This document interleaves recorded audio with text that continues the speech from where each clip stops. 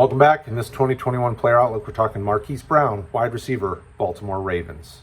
And we appreciate if you hit that like, the subscribe, the notification icon, stay up to date with all of our live streams, Player Outlooks, and anything else we drop here on YouTube. Let's get at it.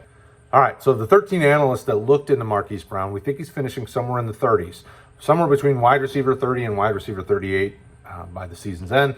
4 buying, 2 are holding, and 7 are selling. So a little more out than in on Marquise Brown. And his ADP is going to be lower in a year as opposed to where it is currently in our minds. We do see him as a spot starter this year. And if you're looking for ADP, it's really similar from the redraft perspective to the Roto Heat Dynasty perspective. Wide receiver 46 in redraft, wide receiver 47 in Dynasty. It's an interesting situation we have here with Marquise Brown. So when I look through the analyst notes, it is very mixed. I mean, he's almost like the Rojo of wide receivers, it feels like. You know, there's such a mixed emotions and feelings about Marquise Brown in the short term and the long term. So he led the team in targets last year. That's a fact. He had 12 more targets than Mark Andrews. He had 100 targets, caught 58 of them. Not a good catch percentage. But rookie wide receiver in an offense that wasn't producing a ton of wide receiving options that scared teams. Marquise Brown fared well. I mean, quite honestly, when you look at it, the team looked at him as their number one option in the passing game. That should be interesting and intriguing for the long term for fantasy owners.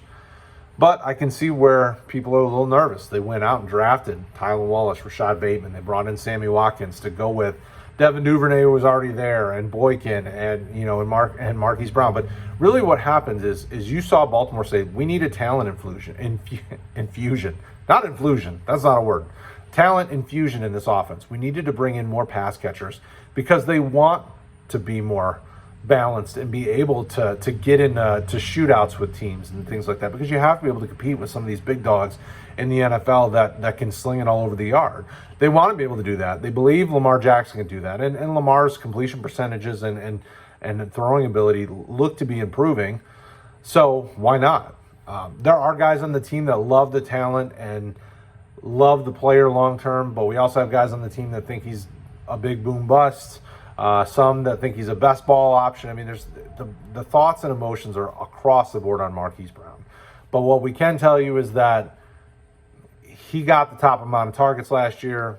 We don't see that being any different. You're already seeing that Bateman's got an injury. Watkins is always a minute away from an injury. You know, like Marquise Brown should still be one of the top target getters in this offense. So if you think this offense is on the rise, he should be a beneficiary of this.